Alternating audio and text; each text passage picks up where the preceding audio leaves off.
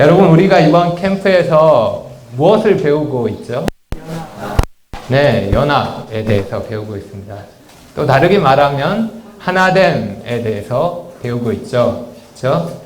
이 시간에 우리가 함께 살펴볼 말씀도 하나됨에 대한 말씀입니다. 오늘 말씀의 제목 다 보고 있죠? 네. 다 같이 한번 읽어볼게요. 오늘 말씀의 제목 시작. 우리가 지켜야 하는 것이 있습니다. 그것이 뭐라고요? 네, 하나됨. 그럼 성경을 펴서 오늘 본문을 한번 보겠습니다. 에베소서 4장입니다. 에베소서 4장. 다 찾으셨나요?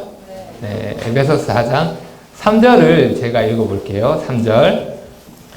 평안에 매는 줄로 성령이 하나 되게 하신 것을 힘써 지키라. 여기 말씀에서 명령하고 있습니다. 평안에 매는 줄로 성령이 하나 되게 하신 것을 힘써 지키라. 지키라고 명령하고 있습니다. 그럼 여기 지키라는 명령이 어떤 의미일까요? 우리가 하나됨을 지켜야 한다고 말할 때 어떻게 이해할 수 있을까요? 제가 사전을 보니까 지키다는 말을 몇 가지 의미로 설명하고 있습니다. 제가 읽어 드릴 테니 우리가 하나됨을 지킨다고 했을 때 어떤 의미인지 한번 생각해 보십시오. 1번, 재산이나 안전 따위를 잃어버리지 않도록 보호하고 살피는 것. 2번, 주의 깊게 살펴보고 감시하는 것. 3번, 약속이나 법령 등을 준수하는 것.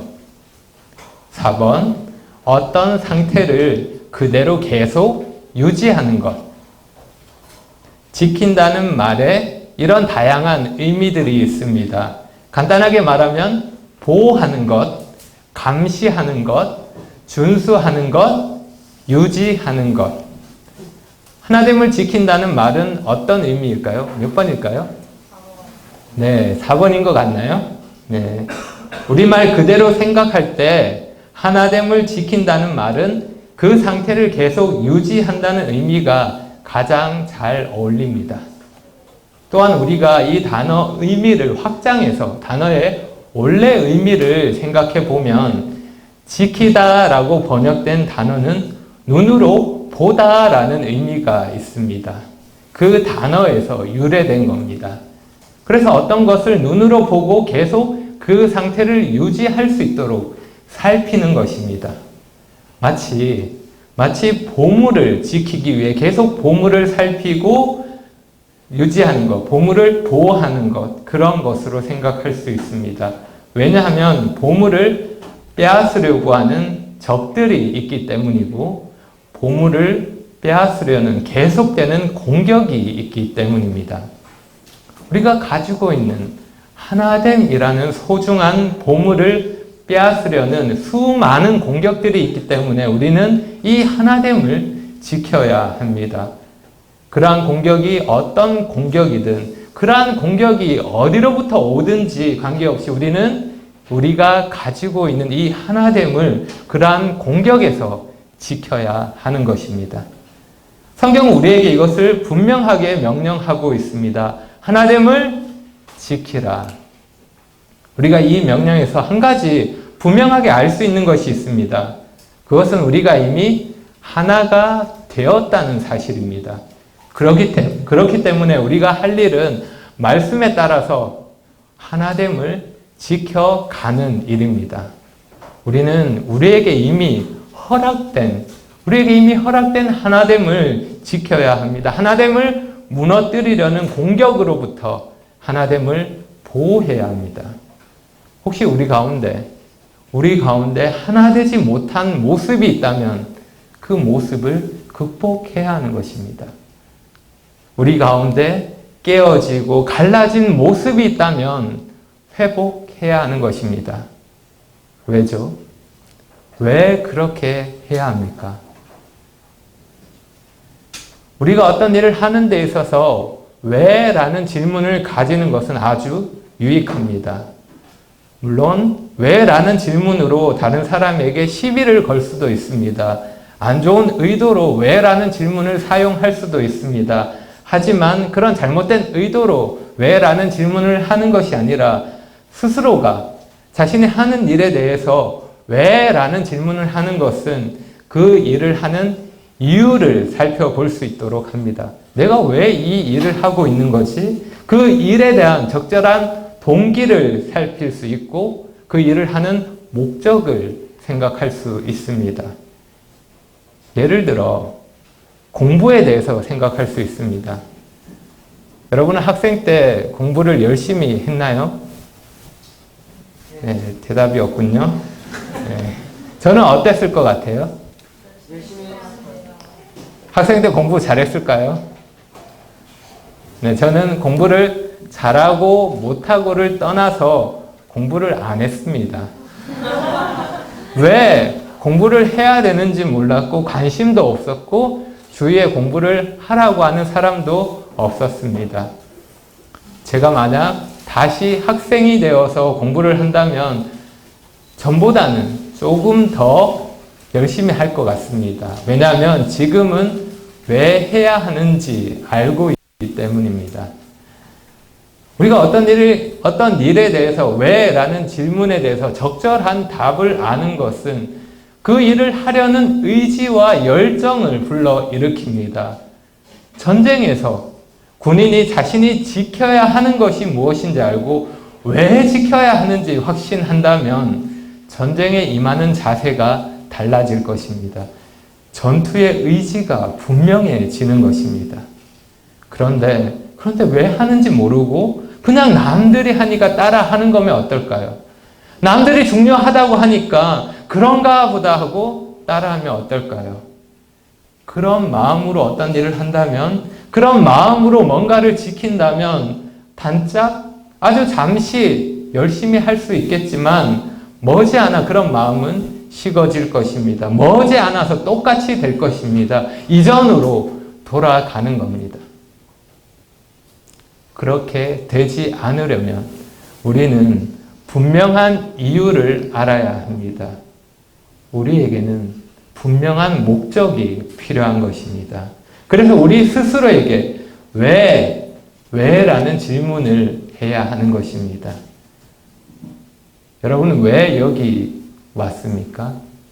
왜 이 캠프에 참석했습니까? 이 질문에 대해서 우리 중에 누구도 밥을 먹기 위해서 여기 왔다라고 답하는 사람은 없을 것입니다. 그런 사람은 위드 바이블 캠프에 가는 것이 아니라 위드 밥 캠프에 가야 되겠죠. 그죠? 우리는 여기에 성경을 배우고 말씀을 듣기 위해서 왔습니다. 그러면 우리가 왜 여기 있는지, 무엇을 해야 하는지 그 목적도 분명해지는 것입니다. 하나됨을 지키는 일도 그러합니다. 왜 지켜야 하는지 모르면 우리가 집으로 돌아갔을 때 내가 속한 교회에서 다시 주님을 섬길 때 어려운 일을 만나거나 사람들과의 관계 속에서 문제가 생기면 하나됨을 지키는 일을 하기보다는 하나됨을 포기할 수 있습니다. 하나됨을 깨뜨리는 그런 일을 할 수 있는 것입니다.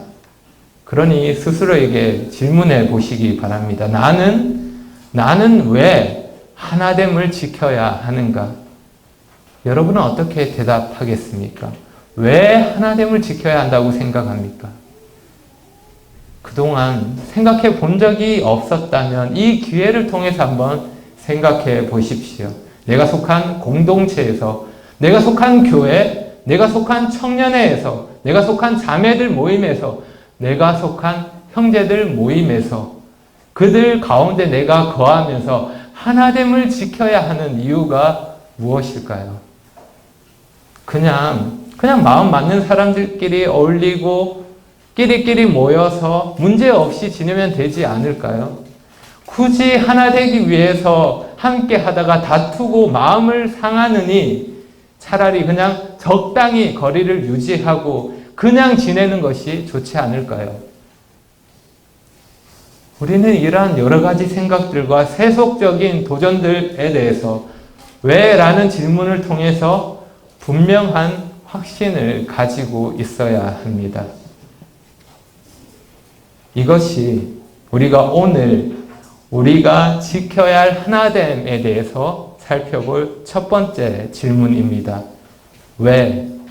왜 우리는 하나됨을 지켜야 합니까? 1절을 보겠습니다. 그러므로 주 안에서 갇힌 내가 너희를 권하노니 너희가 부르심을 받은 일에 합당하게 행하여. 왜 우리는 하나됨을 지켜야 합니까? 부르심에 합당한 일이기 때문입니다. 부르심에 합당한 일이기 때문입니다. 여기 3절에 지키라는 명령은 방금 읽은 1절의 말씀에서 시작됩니다. 그래서 3절의 명령은 1절의 말씀과 연결되어 있음을 알 수 있습니다. 다시 말하면 부르심에 합당하게 행하는 일이 하나됨을 지키는 일이라는 것입니다. 우리가 부르심을 받았기 때문에 하나가 되었고 우리가 부르심을 받았기 때문에 하나됨을 지켜야 하는 것입니다. 하나됨을 지키는 것은 우리가 받은 부르심에, 그 부르심에 합당한 일입니다. 여기 말씀에서 합당하게 라는 말은 저울에 무게를 달았을 때 그 무게가 그 무게에 맞게 균형을 이루는 것을 말합니다. 다시 말해 그 무게에 어울리는 일을 하는 것입니다. 자신의 무게를 알고 자신의 가치를 알고 그 가치에 어울리게 사는 것을 말합니다. 그것이 합당하게 행하는 것입니다. 그래서 합당하게 행하는 것은 나의 존재의 목적과 가치를 알고 나의 삶으로, 나의 삶의 태도와 나의 삶의 방식으로 그것을 나타내는 것입니다. 내 삶을 통해서 나의 존재의 목적과 가치를 드러내는 것입니다. 그래서 내가 믿는 것과 나의 삶이 같을 때, 이 두 가지가 같을 때 우리는 합당하게 행한다고 말할 수 있는 것입니다. 우리가 하나님의 부르심을 믿는다면,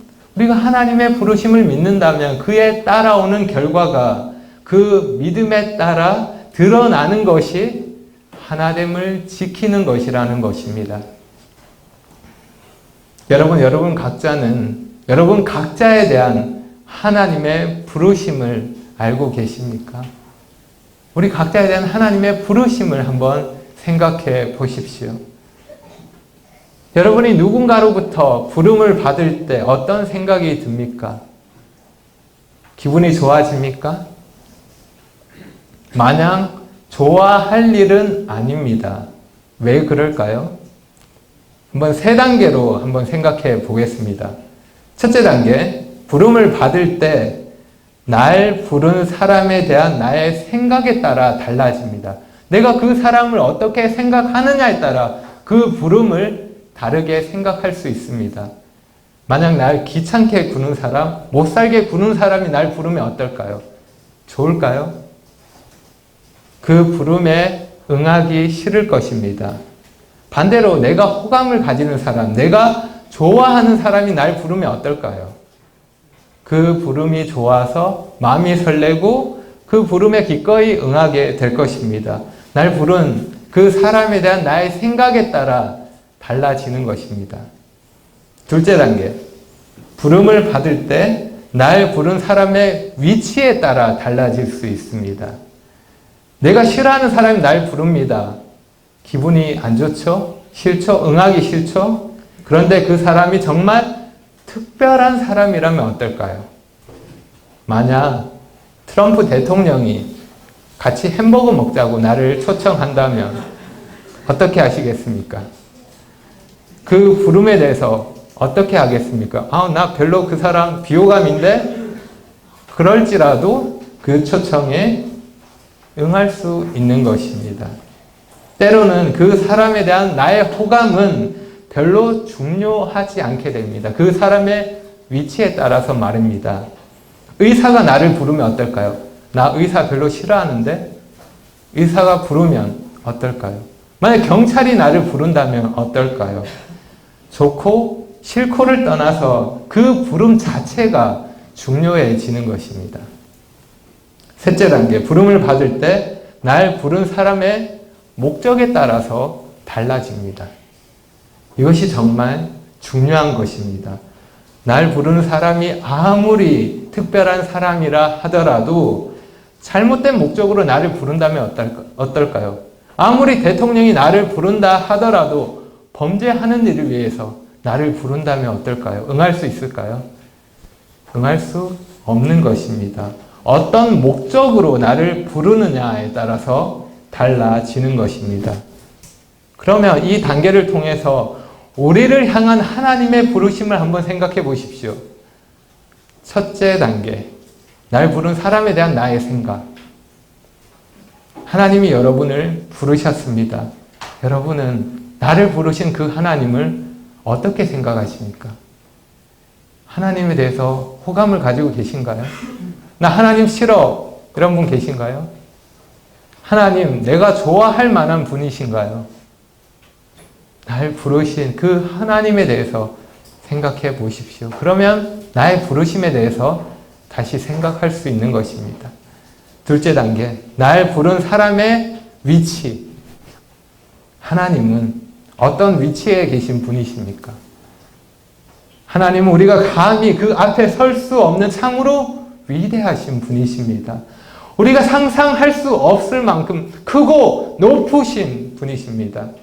세상의 어떤 것과도 비교할 수 없는 그 하나님께서 우리를 부르셨다는 것입니다.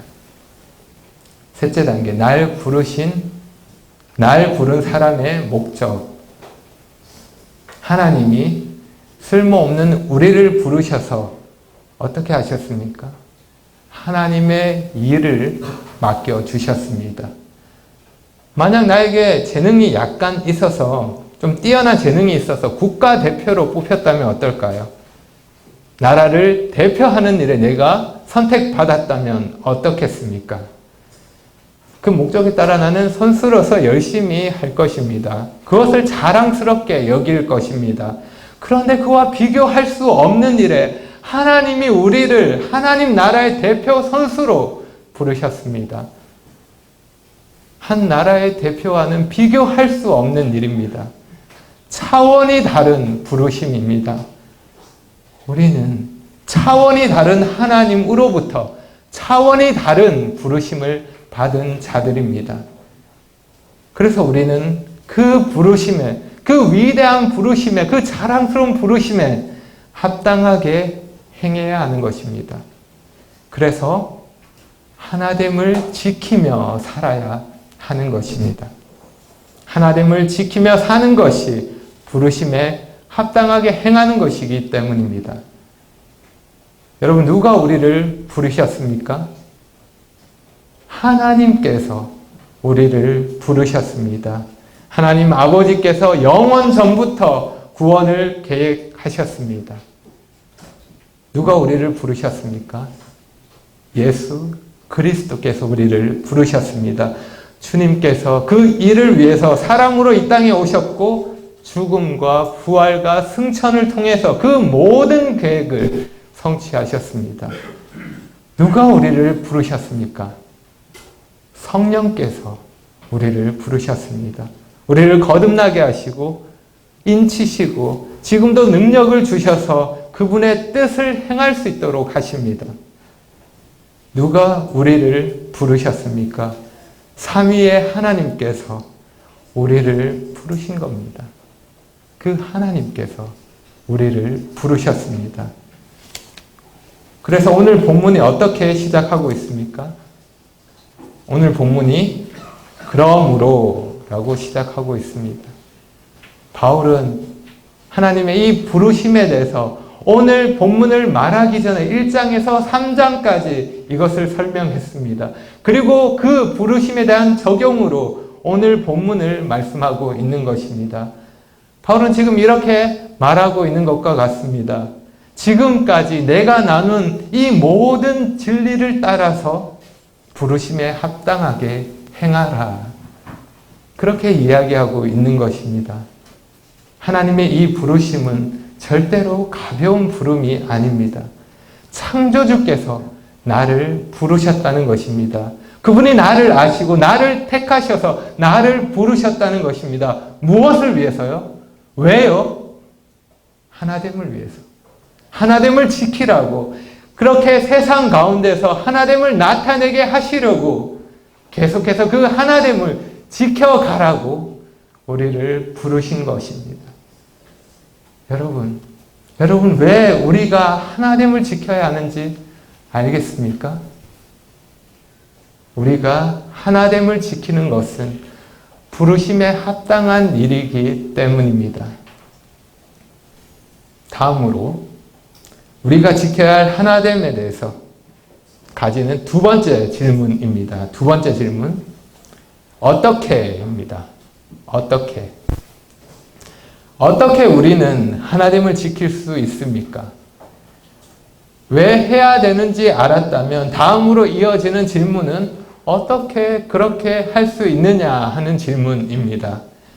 우리가 어떻게 하나됨을 지킬 수 있는지, 어떻게 할 수 있는지 그 방법에 대해서 질문하는 겁니다. 왜 해야 하는지 알고 하고 싶다고 해도 그 방법을 모르면 어려운 것입니다. 그래서 바울은 어떻게 하나됨을 지킬 수 있는지 우리가 따라야 할 5가지 덕목을 이야기하고 있습니다. 우리가 이 5가지 통해서 어떻게? 라는 질문에 대답할 수 있는 것입니다. 우리 손가락을 통해서 생각해 보려고 합니다. 손가락. 손 잠깐 들어볼까요? 말씀에 나오는 덕목이 몇 개죠? 5개입니다. 여러분 손가락이 몇 개죠? 네, 5개입니다. 잘 알고 계시군요. 그 5이 무엇인지 우리 2절 말씀을 보겠습니다. 2절. 모든 겸손과 온유로 하고 오래 참음으로 사랑 가운데서 서로 용납하고, 5가지 말씀에서 기록되어 있습니다. 손가락과 함께 이 5가지를 차례로 한번 살펴보겠습니다. 첫째는 겸손입니다. 겸손. 손가락 어디서부터 시작할까요? 어떤 손가락이 가장 겸손하게 보이나요? 네, 맞습니다. 새끼손가락. 소지입니다. 소지라고 부르죠. 겸손은 자기를 낮추고 다른 사람의 가치를 인정하는 것입니다. 낮아진 마음으로 주님을 첫째 자리에 두고, 그리고 다른 사람들을 2번째 자리에 두고, 그리고 자신은 맨 나중에, 맨 마지막 자리에 물러나는 것입니다. 맨 뒷자리에 가는 것입니다. 소지를 보십시오. 맨 뒷자리에 있나요? 겸손을 생각할 수 있습니까? 네. 우리 주님께서 겸손하셨습니다. 섬김을 받으셔야 하는 분께서 겸손하셔서 오히려 섬기셨습니다. 겸손하셔서 자신을 낮추시고 죽기까지 하나님께 순종하셨습니다. 친히 겸손의 본을 우리에게 보여주신 것입니다. 우리가 가진 죄의 본성은 자기 중심적이고 교만합니다. 겸손과는 거리가 멉니다. 하지만 그런 우리가 주님을 만났습니다. 그래서 주님의 본을 따라 주님을 닮아감으로 겸손을 배워가는 것입니다. 겸손은 우리가 하나됨을 지키기 위해서 꼭 필요한 것입니다. 여러분, 하나됨을 어떻게 지킵니까? 겸손으로 지킵니다. 둘째는 온유입니다. 온유는 겸손과 짝을 이루는 덕목입니다. 겸손이 마음의 태도라면 온유는 그 겸손한 마음의 태도가 겉으로 드러나는 모습입니다. 어떤 손가락일까요? 소지와 짝을 이루는 손가락? 네, 4번째 손가락이겠죠? 약지라고 합니다. 약지. 자신의 권리를 주장하지 않고 다른 사람을 배려하는 것이 온유입니다. 다른 사람 함부로 대하지 않고 자기 뜻을 이루기 위해서 싸우지 않는 것입니다. 온유가 나를 감싸고 있다면 내 주변에 있는 사람들은 다치지 않습니다. 나에게 다가온 사람이 나로 인해 긁히거나 베이거나 멍들지 않습니다. 그 온유가 나에게 있는 모난 것들, 나에게 있는 날선 부분들을 부드럽게 덮어주기 때문입니다. 그래서 우리가 하나됨을 지키기 위해서 온유가 필요합니다. 우리 주님께서 이렇게 말씀하셨습니다. 나는 마음이 온유하고 겸손하니 나의 멍에를 메고 내게 배우라. 그리하면 너희 마음이 쉼을 얻으리니. 우리 주님께서 누구보다 온유하셨습니다. 여러분, 하나님은 어떻게 지킵니까? 온유로 지킵니다. 이제 다음 셋째는 오래 참음입니다. 어떤 손가락이 어울립니까? 가운데 있는 손가락.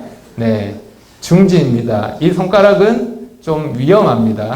네, 잘못 세우면 오해를 받을 수 있습니다. 그런데 어떻습니까? 살다 보면 이 손가락을 세우고 싶을 때가 있습니다. 손가락을 세우고 욕하고 싶을 때가 있습니다. 그럴 때에도 우리는 이 가운데 손가락을 중지를 세우지 않습니다. 왜죠? 오래 참음입니다. 가운데 손가락을 세우지 않습니다. 오래 참음은 다른 사람의 실수에 맞대응하지 않습니다. 다른 사람의 잘못에 대해서 분노하지 않고 보복하지 않고 참아냅니다. 인내하는 겁니다. 실망과 좌절과 반감을 주는 그런 사람들 속에서도 인내합니다. 오래 참습니다. 오래 참아냅니다. 그래서 오래 참음은 가장 힘든 방식으로 훈련이 됩니다. 내 안에서 그만하고 싶다는 생각이 간절할 때에도, 그리고 내 밖에서도 주위 사람들이 이제 그만해도 된다고 그렇게 말할 때에도 끝까지 참아내는 것입니다. 우리가 하나님을 지키려면 오래 참음이 필요합니다. 뛰어난 설교자이자 초대교회 교부였던 크리소스톰은 이 오래 참음에 대해서 이렇게 말했습니다.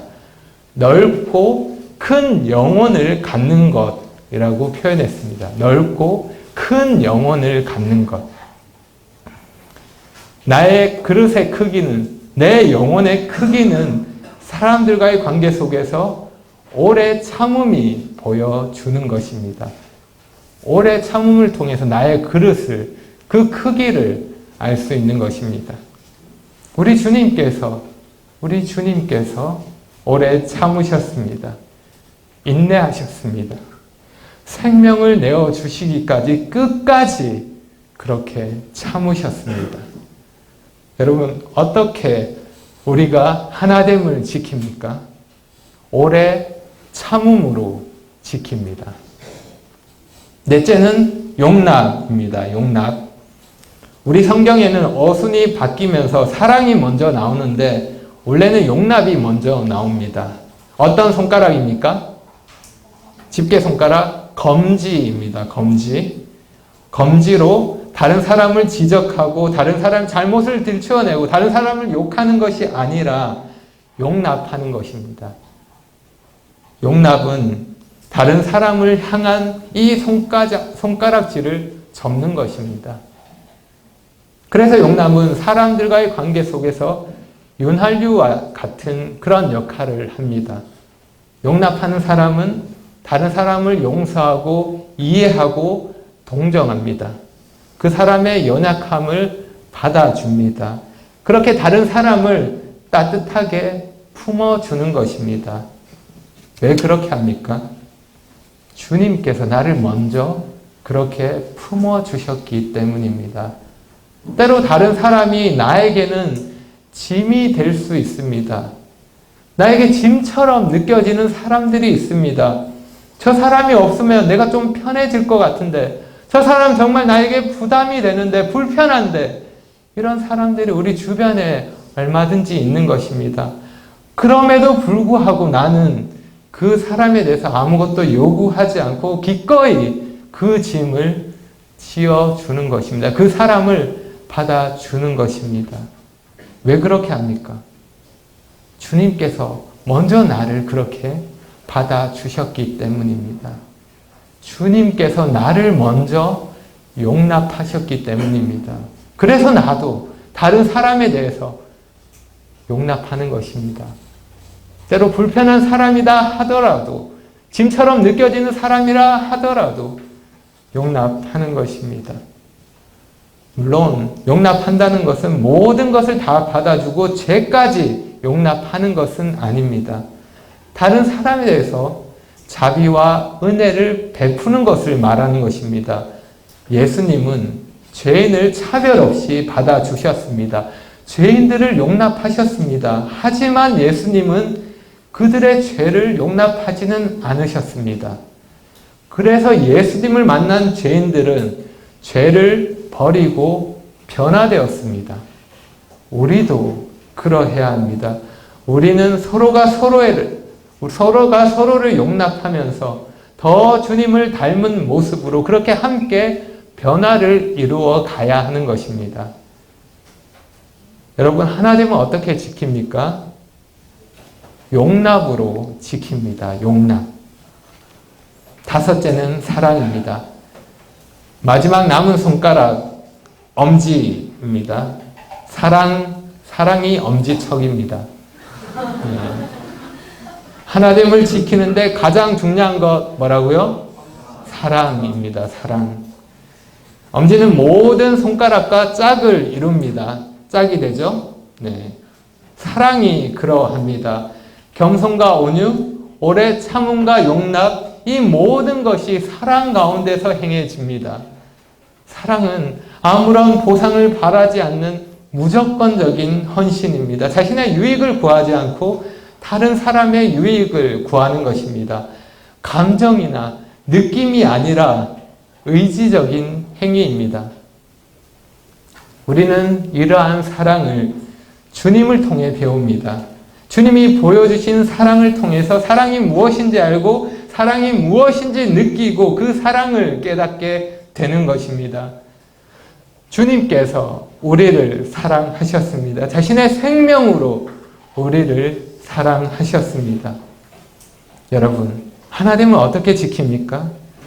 사랑으로 지킵니다. 5가지 다 살펴봤습니다. 기억할 수 있을까요? 손가락 보며 생각할 수 있을까요? 처음부터 한번 해볼까요? 할 수 있겠어요?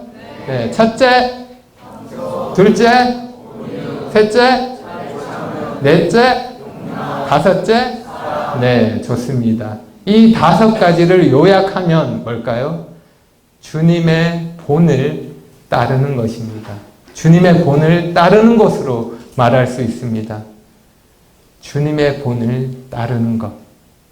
그래서 오늘 2번째 질문을 다시 생각하면 어떻게 우리가 하나됨을 지킬 수 있습니까? 주님의 본을 따를 때 가능합니다. 주님의 본을 따르는 것입니다. 주님이 우리에게 보여주셨습니다. 겸손, 온유, 오래 참음, 용납, 사랑. 여러분의 손을 한번 보십시오. 5가지를 생각해 보십시오. 그리고 이 손을 각자 가슴에 한번 얹어 보시기 바랍니다. 가만히 손을 한번 가슴에 얹어 보십시오. 뭐가 느껴지십니까? 내가 살아있다는 것이 느껴집니까? 내 심장이 뛰고 있는 것이, 내가 호흡하고 있다는 것이 느껴집니까? 나에게 생명이 있음이 느껴집니까? 주님께서 주셨습니다. 주님이 주신 것입니다. 주님이 자신을 희생하시면서 나에게 생명을 주셨습니다.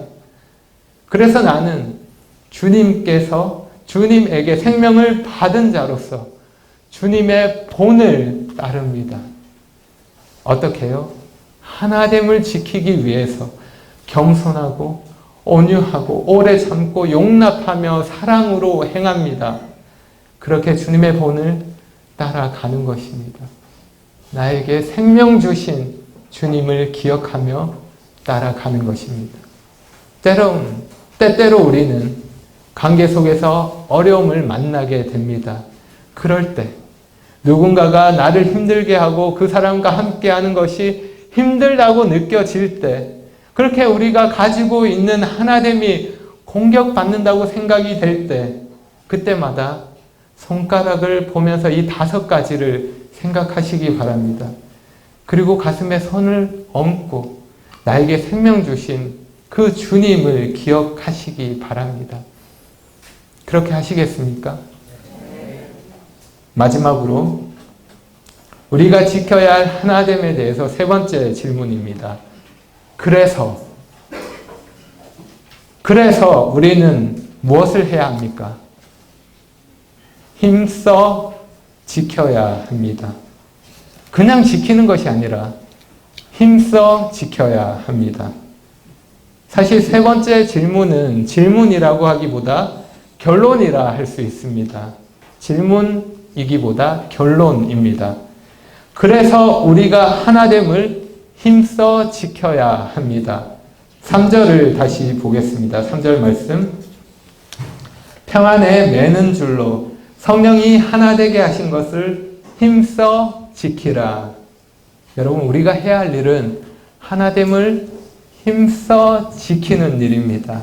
특별히 제가 강조하고 싶은 것은 힘써라는 말입니다. 이 말은 하나됨을 지키기 위해 온갖 노력을 다 한다는 말입니다. 성령님이 이루신 하나됨을 지키기 위해서 우리는 정말 온갖 노력을 다 해야 합니다. 최선의 수고를 다해야 하는 것입니다. 힘써 지켜야 하는 것입니다.